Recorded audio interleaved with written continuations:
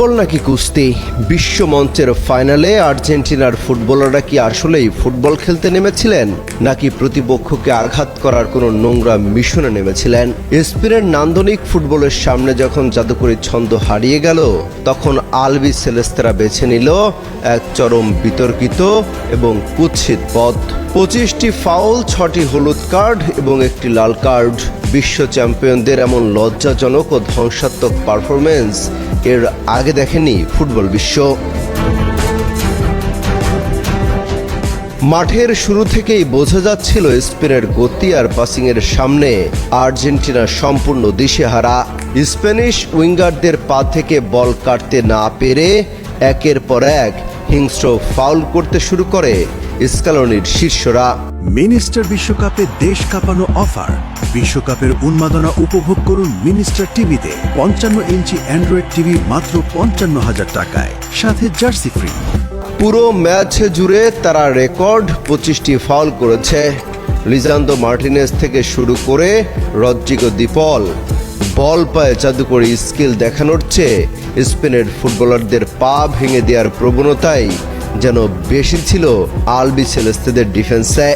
সুন্দর ফুটবলের এই চরম অবমাননা বিশ্বজুড়ে কোটি কোটি ফুটবল প্রেমীকে হতাশ করেছে। আর্জেন্টিনার এই নোংরা কৌশলের শাস্তি দিতে রেফারিও কোনো কার্পণ্য করেননি। একের পর এক মোট 6টি হলুদ কার্ড দেখতে হয়েছে আর্জেন্টিনাকে। এমনকি ডাগ আউটে দাঁড়িয়ে মাথা গরম করে হলুদ কার্ড খেয়েছেন খোদ কোচ লিওনেল স্কালোনিও। তবে লজ্জার চূড়ান্ত রূপ দেখা যায় ম্যাচের যোগ করার সময়ে। স্পেনের তরুণ পাউ কুবার্সিকে বাজেভাবে ফাউল করে নিজের দ্বিতীয় হলুদ কার্ড তথা লাল কার্ড দেখে মাঠ ছাড়েন মিডফিল্ডার এনজো ফার্নান্দেজ।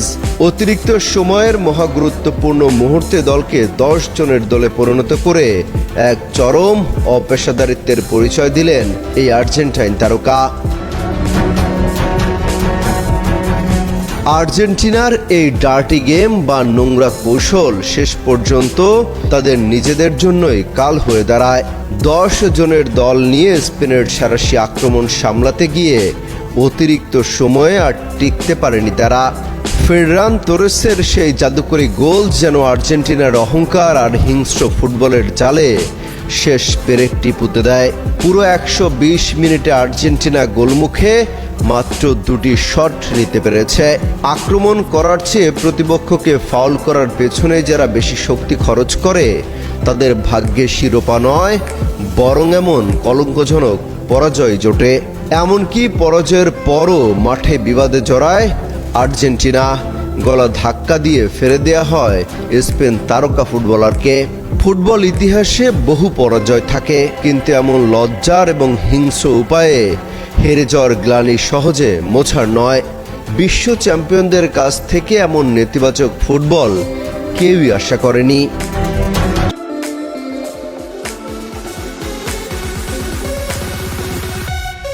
ভিডিওটি ভালো লাগলে একটা লাইক দিন আর সাবস্ক্রাইব করে আমাদের চ্যানেলের পাশেই থাকুন। ধন্যবাদ।